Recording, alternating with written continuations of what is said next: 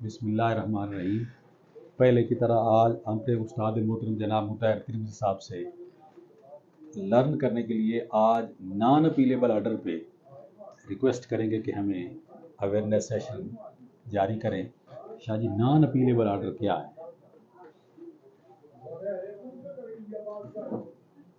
CPC regulate करती है procedure को। It is part of adjective law. इसका मकसद होता है कि हमने परेड से जजमेंट तक कैसे जाना है। परेड से सूट स्टार्ट होता है और जजमेंट पे कंक्लूड होता है। इसके दरमियान जितना भी प्रोसीजर है, it is part of adjective law. अब इस दौरान में जज मुख्तलिफ किस्म के ऑर्डर्स करते हैं। लॉ ने कन्फाइन कर दिया कि कौन कौन से ऑर्डर अपीलेबल होंगे। सेक्शन 104 में जो ग्राउंड दे दिए हैं, जो सेक्शन बता दिए हैं, वो सेक्शंस ये बता रहे हैं कि इनके अंदर होने वाले ऑर्डर अपीलेबल होंगे।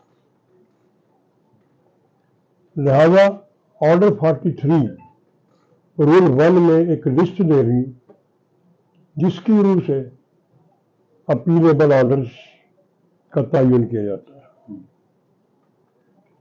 मिसाल के तौर पे अदालत से एक डिग्री सादिर हुई, एक आदमी उससे अग्रीव हो गया, उसने एक दरख्वास्त दे दी दफा 12(2). Any person who is aggrieved from the decree, judgment or order may institute an application and no separate suit rise। यानी ऐसी डिक्री जो फ्रॉड पे मबनी हो, मिसरिप्रेजेंटेशन पे मबनी हो या वांट ऑफ ज्यूरिडिक्शन पे मबनी हो, उसको उसी कोर्ट में बगैर दरख्वास्त चैलेंज करेंगे। अब इस दरख्वास्त पे हो जाता है ऑर्डर, दरख्वास्त खारिज हो जाए या मंजूर हो जाए। अब ये देखना है कि ये ऑर्डर जो 12(2) के तहत है, इसकी अपील हो सकती है। कहाँ तलाश करेंगे? इसके लिए सबसे पहले हम जाएंगे सेक्शन 96 में। वो कहता है कि एवरी डिक्री इज अपीलेबल, जबकि 12(2) एक दरख्वास्त पे सादिर हुई है,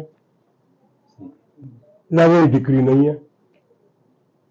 12(2) की डिस्पोजल का ऑर्डर डिक्री नहीं है, ये एक ऑर्डर है।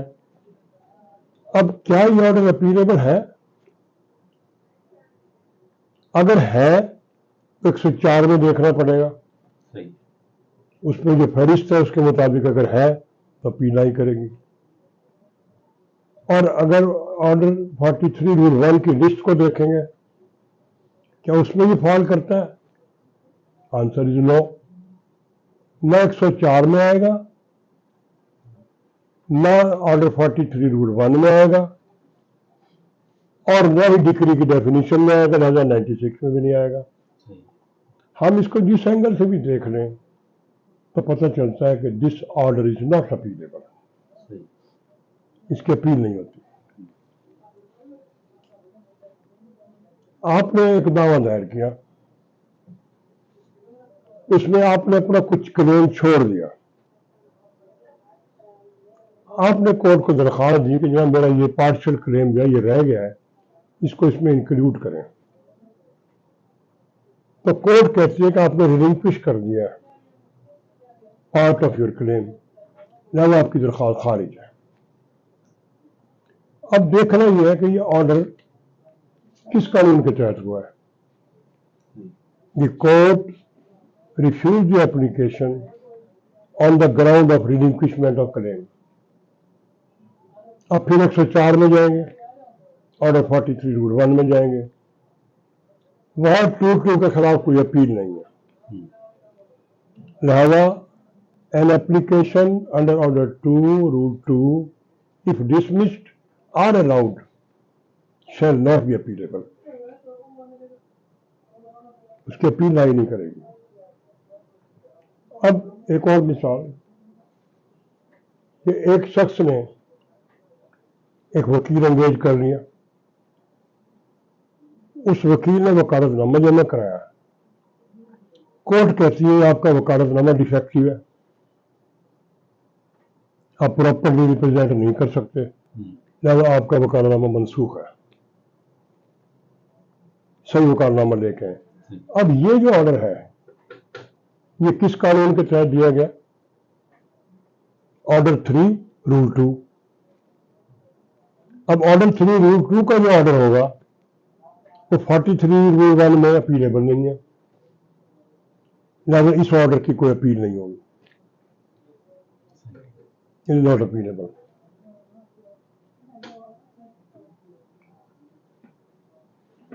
आपने एक आदमी को छोड़ दिया पार्टी बनाने से, आपने एप्लीकेशन दी कि जनाब इसको फरीक मुकदमा बनाए, जज कहता है is neither proper party not necessary party, दरखास्त खारिज।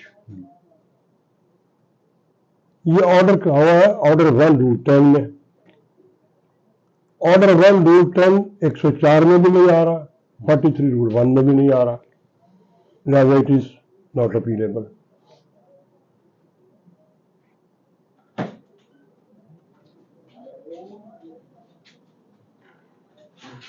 अब आपने दरखास्त दी अमेंडमेंट ऑफ प्लेट की, कोर्ट ने आपकी एप्लीकेशन खारिज कर दी। ऑर्डर 6 रूल 17 के तहत एप्लीकेशन थी, उसकी अपील लाई नहीं करती, लिहाजा दैट इज नॉट अपीलेबल। इसी तरह आप आगे बढ़ते जाएं। ऑर्डर 8, आपने विदिन 30 डेज रिटर्न स्टेटमेंट जमा करवानी है, आपने नहीं कराई, ये अपीलेबल नहीं है क्योंकि ऑर्डर 43 में नहीं है,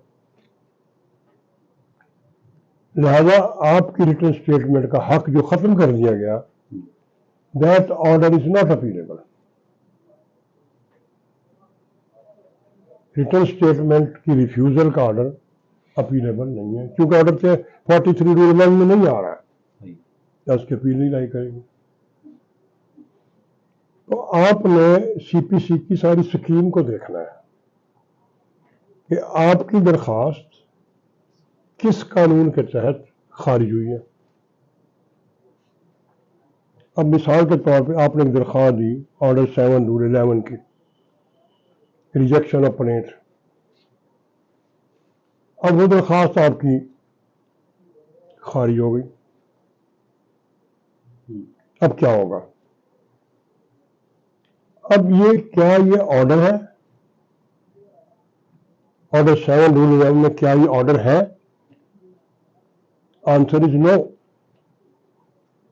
क्योंकि सेक्शन 2 सब सेक्शन 2 कहता है कि रिजेक्शन ऑफ प्लेट का जो ऑर्डर है दैट इज ए डिक्री, लिहाजा ये 96 के तहत अपीलेबल हो जाएगी। अगर कोई ऑर्डर सेक्शन 104 और ऑर्डर 43 रूल 1 के परव्यू में ना आ रहा हो, आंखें बंद करके कहना नॉट अपीलेबल। इसमें 3 तरह के कोर्ट के ऑर्डर होते हैं। एक तो डिक्री है, that is pass through a judgment. Judgment क्या है? Judgment means statement of a जज of the grounds of order और डिक्री। जजमेंट ये बताएगी कि जिन ग्राउंड पे ये फैसला आया है ये ग्राउंड ऑफ ऑर्डर है या ग्राउंड ऑफ डिक्री है। अगर ग्राउंड ऑफ डिक्री है तो the judgment follow the decree, तो ये डिग्री बन जाएगी, लिहाजा अपीलेबल हो जाएगी। लेकिन अगर ये ग्राउंड ऑर्डर के हैं तो फिर हमें देखना पड़ेगा कि क्या 104 में और 43 रूल में आ रहे हैं कि नहीं। अगर आ रहे हैं तो अपीलेबल है, नहीं आ रहे तो नॉट अपीलेबल। लिहाजा 43 रूल 1 को पूरे को पढ़ना चाहिए, इसमें जो जो ऑर्डर लिखे हुए वो सारे अपीलेबल हैं, और जो जो नहीं लिखे हुए और नॉट अपीलेबल, उनकी अपील नहीं हो सकती।